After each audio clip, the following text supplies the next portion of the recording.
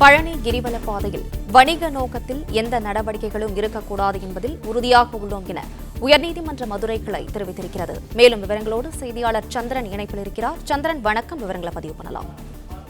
வணக்கம். பழனி முருகன் கோவிலுக்கு சொந்தமான இடங்கள் மற்றும் கிரிவல பாதைகள் ஆகிய அதிகாரி நீதிமன்றம் நடத்திய வழக்கில் பழனி கிரிவல பாதையில் வணிக நோக்கத்தில் எந்த நடவடிக்கையும் இருக்கக்கூடாது என்ற கருத்தில் உறுதியாக உள்ளோம் என நீதிபதிகள் கூறியுள்ளனர்.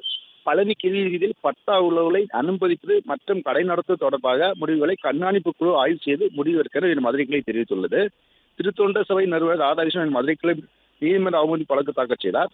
அதில் பழனி முருகன் கோயில் ஒரு பிரசித்த கோயிலாகும். இந்து சமய அறநிலையத்தின் கட்டுப்பாடு உள்ள பழனி முருகன் கோயிலுக்கு வருடம் முழுவதும் லட்சக்கணக்கான பக்தர் வருகின்றனர். ஏராளமான ஆக்கிரமிப்புகள் உள்ளன என கூறுகின்றார்.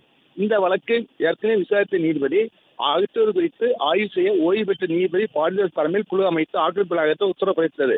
இந்த மனு மீண்டும் இந்த நீதிபதி கிருஷ்ணகுமார் மற்றும் விஜயகுமார் ஆகியோர் முன்பாக விசாரணைக்கு வந்தது. அப்பொழுது நீதிபதிகள் பழனி கிரிவல பாதையில் உள்ள மடங்கள் தொடர்ந்து செயல்படலாம், பழனி கிரிவல பாதையில் வணிக நோக்கத்தில் எந்த நடவடிக்கையும் இருக்கக்கூடாது, ஆக்கிரமிப்பு அகற்றம் மற்றும் சோதனை சாவடி பணிகளுக்கு தேவஸ்தானம் கோரும் போலீஸ் பாதுகாப்பை மாவட்ட காவல் கண்காணிப்பாளர் எந்தவித தாமதமின்றி வழங்க வேண்டும், பழனிக்கு வரும் பக்தர்கள் வசதிக்காக கூடுதல் பேருந்துகள் இயக்க நடவடிக்கை வேண்டும், அதேபோல் பழனி முருகன் கோயில் மற்றும் கிரிவீதிகளில் பட்டா வைத்திருப்பவர்கள் தங்கள் இடத்துக்கு சென்று வருவது தொடர்பாக வருவாய் கோட்டாட்சியர் மனு அளிக்க வேண்டும்.